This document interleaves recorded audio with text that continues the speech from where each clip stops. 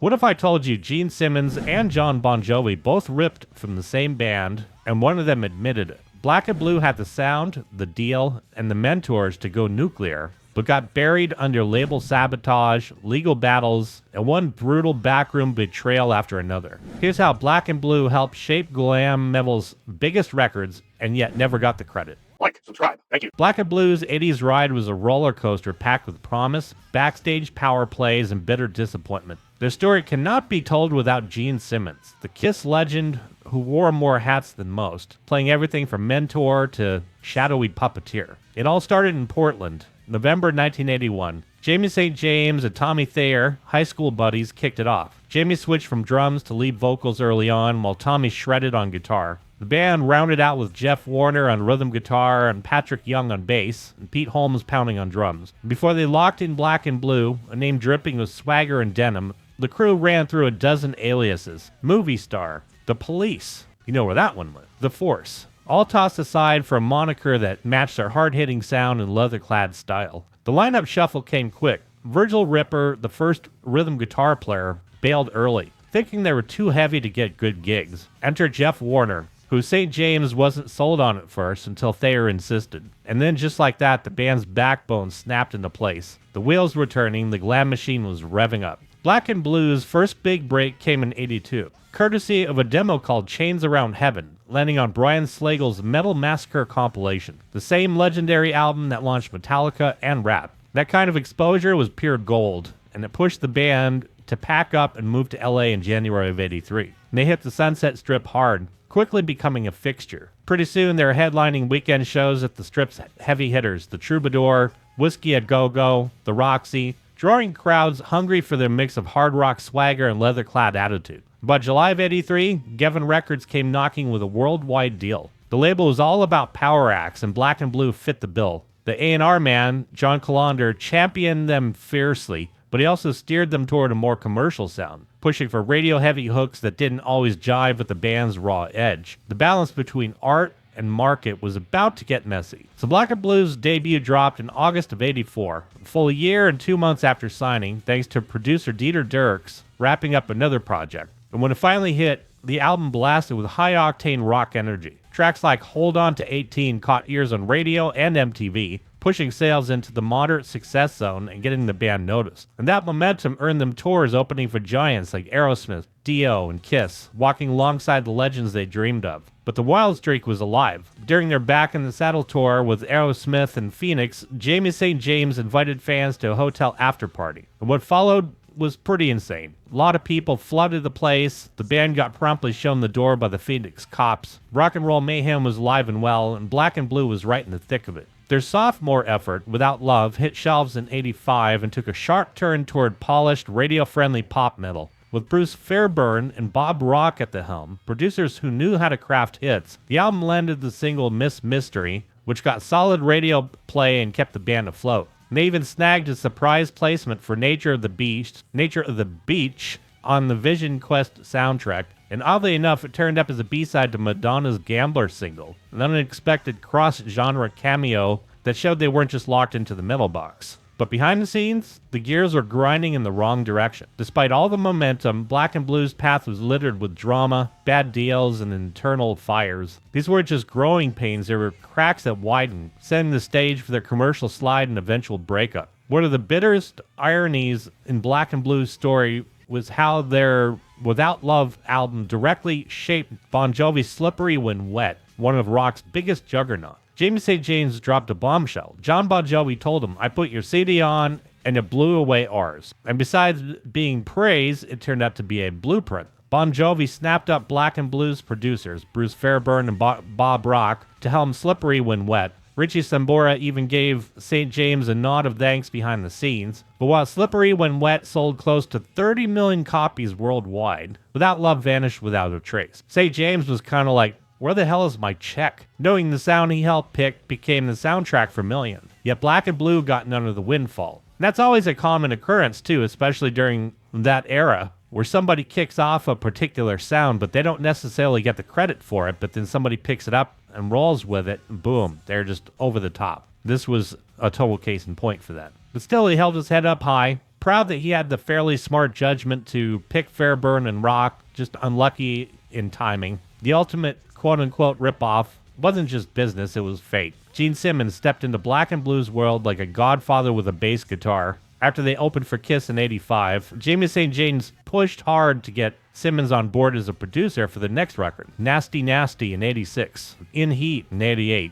The band hoped Simmons would be their shield, standing tough against label suits who really were just wanting to dilute their sound. And Simmons delivered. Despite his own packed schedule, he flew in on days off from Kiss tours, rolling up his sleeves to work with the group during pre-production rehearsals. Gene wasn't just a name on the credits. He dug into songwriting, fine-tuned their riffs, and helped shape a gritty artistic vision that stayed true to Black and Blue's roots. Simmons became more than a producer. He was their defender in the corporate jungle, fighting to keep that edge sharp. But here's where the whole rip-off saga takes a wild twist. Gene Simmons himself became the confessed thief. Jamie St. James called Simmons out straight up about the riff in Kiss's 1992 track Domino from Revenge, which sounded almost identical to Tommy Thayer's riff on Black and Blue's Nasty Nasty. And Simmons, well, he didn't dodge or deny. He owned it. Said, I absolutely ripped you guys off 100%. No question about it. Yes, I did. The irony didn't stop there. St. James later noticed that the middle section of Nasty Nasty bears a striking resemblance to Only You from Kiss's 1981 album The Elder, a part that Gene Simmons wrote himself. So, as St. James put it, Simmons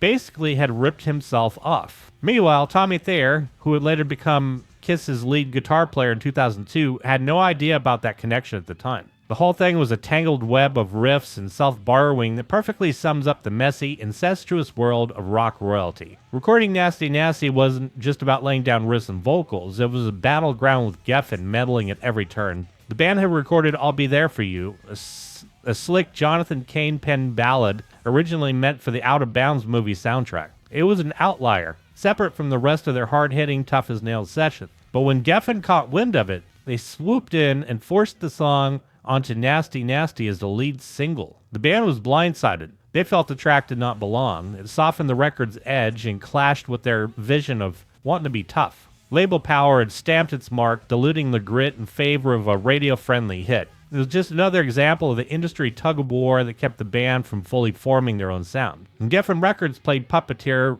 more than partner. Sure, they threw decent cash at the band. Big budgets, big-name producers, but the price was a straitjacket of commercial demands. Instead of letting Black and Blue run wild, Geffen kept steering them down this more polished, radio-friendly road that was just clashing with what they wanted to do. And the label's grip stretched into album art and identity as well. The band wanted their second album to be called Bombastic Plastic with a cover that screamed attitude. Geffen shut that down, demanding Without Love and a bland Black and Blue rose cover, topped with a ridiculous photo of the band clutching a pillar on the back. For their debut, the band just hated the weird and animated artist take on their Black and Blue flag concept. Nasty Nasty's cover art and the new logo, courtesy of Hugh Syme, felt too graphic and animated, with Tommy Thayer admitting they should have pushed back harder but were too scared of getting dropped. Songs were not safe either. Geffen forced rewrites and renames. Blame It on the Neighborhood became Swing Time, reportedly with the label demanding tap dancers added to the track. Rock and Roll Animals morphed into Rockin' on Heaven's Door. Quite original, I must say.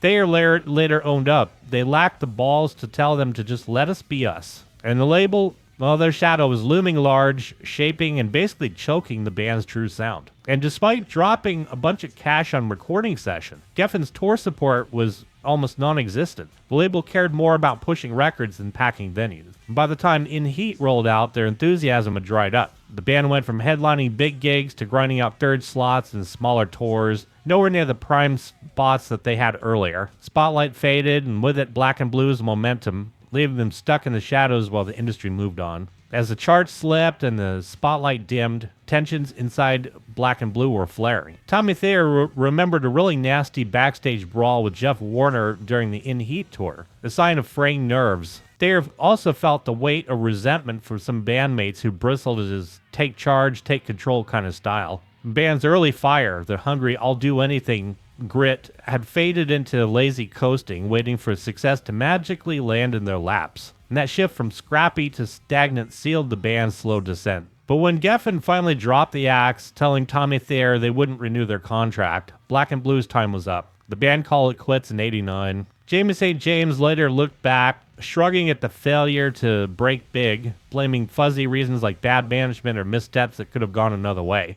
But after the breakup, everybody scattered to new gigs. Jamie formed Freight Train Jane and even took the mic for Warrant from 2004 to 2008. Tommy Thayer hopped through Harlow, jammed with Doro, then made his way into the Kiss Machine, first as tour manager, then in 2002 stepping into the legendary lead guitar player shoes of Ace Frehley, a throne he still holds. P. Holmes kept busy with Malice, The Black Sympathy, World War III, and even Rat. Jeff Warner found his place with Whoop and The Count and NYC 44. And Black and Blue never fully vanished. They reunited here and there. The 1997 show gave us the live album One Night Only. In 2003, minus Thayer, they laid down tracks for Hell Yeah, an album that didn't see light until 2011 thanks to delays. In 2010, Oregon finally gave them their due, inducting them into the Oregon Music Hall of Fame. They still play festival stages and cruise ships, keeping the spirit alive. And as for their recording vault, Jamie and Tommy reportedly have enough demos from 82 to 88 for 2 more records at least. But Thayer's made it clear no plans to record new Black and Blue material are on the horizon.